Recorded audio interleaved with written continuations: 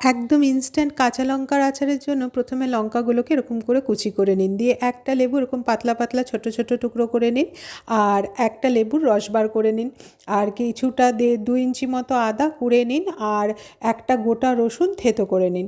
এটা লেবুর রসটা বার করে রেখেছিলাম। এবারে লঙ্কাগুলোকে 4 চামচ বড় চামচ মতো ভিনিগার দিয়ে আমি এটাকে কিছুক্ষণ ভিজিয়ে রাখবো। তখন দেব হচ্ছে নুনটা আপনারা আপনাদের আন্দাজ মতো দেবেন। আমার এখানে 2 চামচ মতো নুন লেগেছে, আর এখানে প্রায় 250-এর উপরে কাঁচা লঙ্কা ছিল। এরপরে আমি লেবু আর লেবুর রসটা মিশিয়ে দিলাম। মিশিয়ে দিয়ে এটাকে ভালো করে অল্প একটু হলুদ দিয়ে, মানে হলুদটা একটু পরিমাণ মতো দিতে হবে আর কি আপনাদেরকে, দিয়ে ভালো করে মিশিয়ে আমি 2 থেকে 2.5 ঘন্টা ম্যারিনেট করতে দেবো। একটা মশলা, ভাজা মশলা করে নেব। এটাতে আছে 2 চামচ সর্ষে, 2 চামচ মৌরি, 2 চামচ জিরে, 2 চামচ ধনে, আর 1 চামচ মেথি, আর রয়েছে 1 চামচ কালো জিরে। ভালো করে ভেজে ওটাকে আমি গুঁড়ো করে নেব। দেখবেন মশলাটা যেন ভাজার সময় পুড়ে না যায়। ভালো গন্ধ বেরোলেই ওটাকে নামিয়ে গুঁড়ো করে নেবেন। এবারে 1/2 কাপ তেলের মধ্যে আমি আদা আর রসুন কুচিটা ভালো করে ভেজে নেব।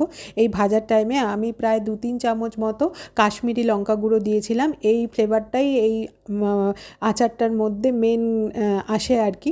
তো এই ভালো করে আদা আর রসুনটাকে একদম লো ফ্লেমেতে ভেজে নেবেন ভালো করে। হ্যাঁ, এবারে দেখুন এইভাবে ভেজে নিলাম। এবার তুলে রাখবো। দিয়ে আবার কড়াইতে এবার 1 কাপ তেল দেবো। কড়াইতে তেল দিয়ে হিং ফোড়ন দেবন, দিয়ে তারপরে আবার ওই যে ভাজা মশলাটা করেছিলাম ওইটাকে ওই তেলের মধ্যে দিয়ে দেবো। দিয়ে আবার একটু নাড়াচাড়া করে এবার এই ফুটন্ত তেলটা আমি ওই যে ম্যারিনেট করে লঙ্কাটা রেখেছিলাম ওই লঙ্কাটার মধ্যে দিয়ে দেবো।